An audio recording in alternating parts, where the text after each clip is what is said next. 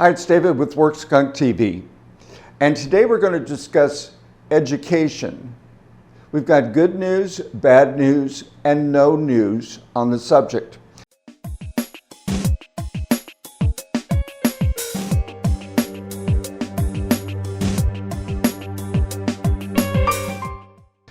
Let's start with loans.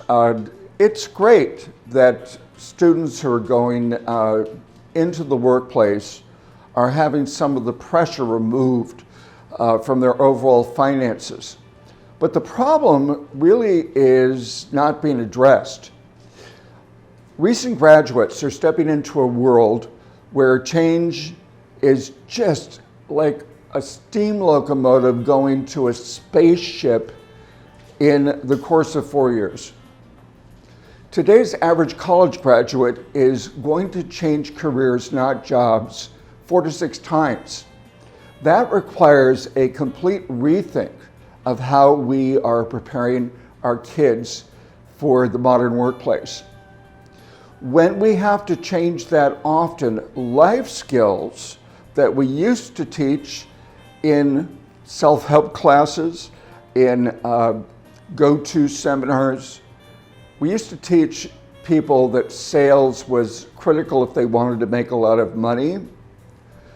Sales today is critical if we want to thrive. And I'm not talking about the old view of sales of banging on a door, throwing some dirt on the rug, and then elbowing one's way in with an Electrolux vacuum cleaner. I'm talking about the ability to connect. How to connect with people to understand what they want and need, what they want to accomplish in their work, what they want to accomplish in their lives, because without that, we don't have respectful sales. We don't teach that in kindergarten, elementary school, high school, and all the way up to graduate school. And here's one example. We can take 2 fresh graduates out of one of the best law schools in the country. They have had equally high performance scholastically. They have been part of community service and community development programs, and they are well packaged. But once they're hired, what is the one event that's going to determine if they are going to remain an associate or become a partner? And that is the ability to bring in business. But we've never been able to find a law school that offers presentation skills, sales development, modern networking, which, by the way, is far more pleasant than it sounds. And in the interim, organizations like Legalzoom turned that world upside down. You could be an associate in a large firm making somewhere between $200,000 and $400,000 a year without having to bring in clients. Because of Legalzoom, we now have a landscape where an associate that wants to join a major law firm has to bring in anywhere from $1 to $2 million of business, even to be considered. So we're failing our children, our fresh adults. We're failing them in how to step into this world and thrive. We teach most people that drawing attention to ourselves is hurtful, rather than helping people understand that the more skilled we become in building and developing attention, the more comfortable we are with it. But we've trained people in our families and in our schools that it's not something that we want to do. So in our educational systems, we're on the verge of having a lot of it employed. Universities today, like virtually every industry and profession, are encountering a crisis of change. And when we charge so much for education and don't train them in how to really succeed, we're failing them. I was in the conversation with the head of a career center, and it went a bit like this. I asked, what is the most common problem that your senior students ask you? And he came back with, when should I apply for work? And it all seemed logical and right, but then I brought up an alternate scenario. In WorkSkunk, you will find a program called Workskunk Connect, and in it, we've introduced a comfortable way to connect with people online, and it doesn't involve sales pitches or intrusions. It's about building relationships. And if a sophomore or freshman took this program, which is free, and invested 1 or 2 hours a week with it in reaching out to mentors, organizations, and industries that are of interest to them, by the time they graduate, they won't be asking, when should I apply for work? Because that will have been answered.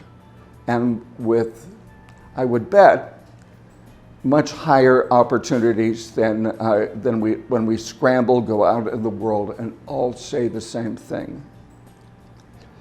The other area that we ought to be paying close attention to, and we ought to be alarmed, is that in the last 2 years, over 20% of our teachers in kindergarten through high school have quit. I expected this was going to happen because we've had over 50,000 people come through the Inspired Work program, and several hundred of them were teachers.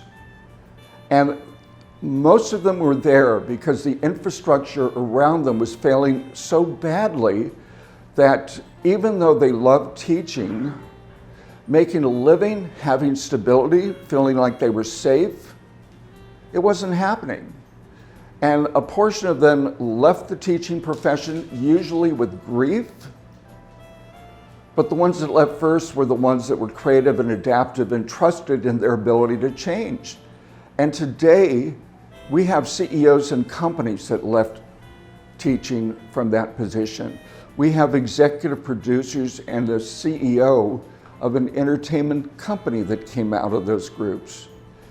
Another portion of these teachers went to different school districts, and then we had the teachers that were going back to school armed with some insights that could help them get through it.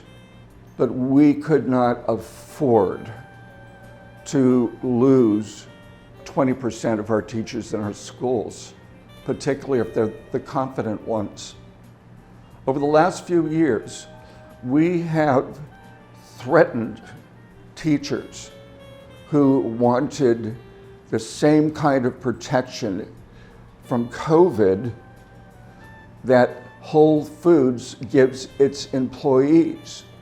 We threatened them with termination, we threatened them with lawsuits, and we watched parents screaming at teachers without thinking on any level, what is this going to do with their willingness to continue? And we have this other issue of violence. We've watched a teacher get blamed for violence because they thought she left open a door. How dare we? We had Columbine, which is the first big shock to our school system and to our country, and violence from mass shootings has exponentially grown, where now it's a weekly occurrence. And teachers are in the middle of it. Teachers live with this horror, this terror all the time. What if it happens in my school? And it has become so common that a majority of teachers have had first responders come into the school to teach their children how to use a trauma kit, how to help potentially save a student's life, like a 7-year-old. It's just mind-boggling what we've done to them. And I believe if we continue to go down this road, here's what I expect in the future. Google has more information, more intelligence under one roof than all of the schools in the world combined. Google has been working on filters. They might seem kind of like commonplace, but where we enter information and we get directed to the information we're looking for. And now it's become so sophisticated that Google has the capacity to teach everybody and to give everyone elementary degrees, high school degrees, and all the way up to master degrees without potentially paying 1 cent. And it's not going to be respectful of our desires, our biases. It's not going to be that way. Growth isn't like that. What we will see is that we have to come up with new ways to show kids how to connect. We'll have to come up with new ways to help our kids become confident in speaking to someone. We'll have to define ways to look people in the eye. And we will no longer be able to dismiss it because they're shy. That is a huge price to pay if they're going to step into the world, do the work they love, and make a great living from it. Subscribe to workskunkTV and you will be alerted to news and daily tips regularly, and you can access our solutions for work without charge at workskunk.com. I look forward to seeing you soon.